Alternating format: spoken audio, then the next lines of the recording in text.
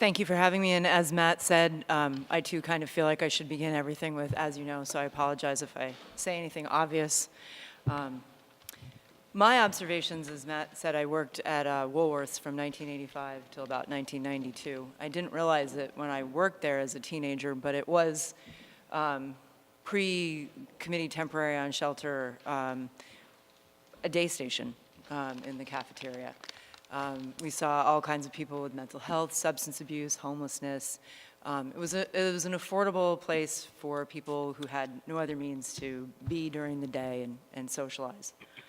In the 90s, I was a store manager at Lint, which is currently where the UVM bookstore is right now. So I've spent a lot of time in that one square footage on that block, noticing what was going on in the city in general and with people in particular. I have to say that my perception, even as a young person who was very tolerant of chaos and disorder, was that back in the late 90s and early 2000s, there was much more chaos, actual violence, people being chased with bats, sliced with knives, things of that nature going on that block. People living in common areas, literally living on the benches, in doorways, in alleyways, than there is now. At present, compared to that baseline, I'd have to say that actual violence is down.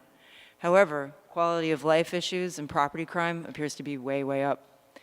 The result of that is that the perception of safety has decreased significantly, even though it's actually safer.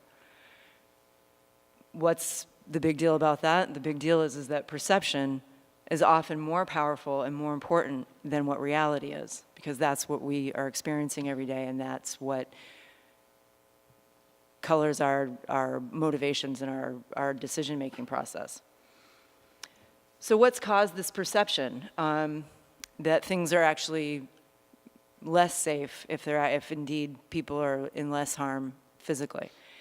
From my perspective now, as a member of the street outreach team, I would say that there are many sociological factors, but from what we see in our team, primarily is that the nature of the issues that are playing themselves out on the street has changed.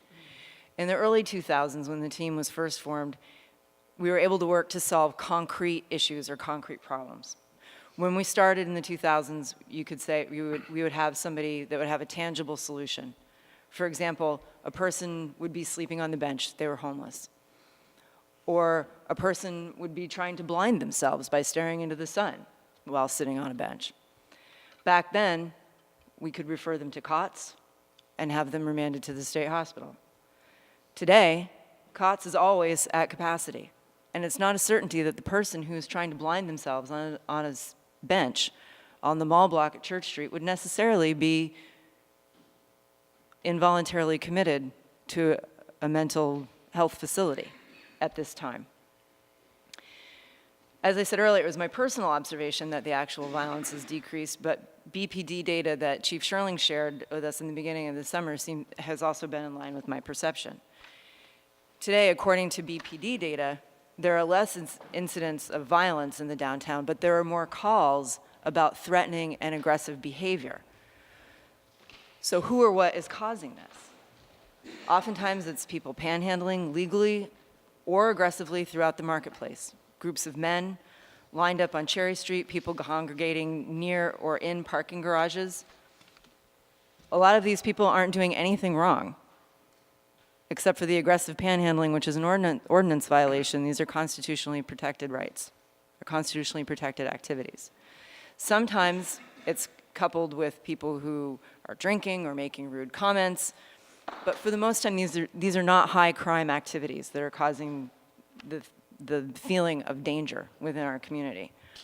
Sometimes it's just the mere presence of people, of a large group of people. Like Matt said, that's human nature. Anytime anybody walking through a narrow street encountering a large group that you have to pass through is going to be intimidated. That's how we are as people. But what has shifted since the late 80s is that there are a lot of people who just don't have a place. And what I mean by that is that these are people who would have had access to or would have been required to access specific facility-based services. So when you find yourself saying, isn't there a place or somewhere that can help these people? The answer is probably no.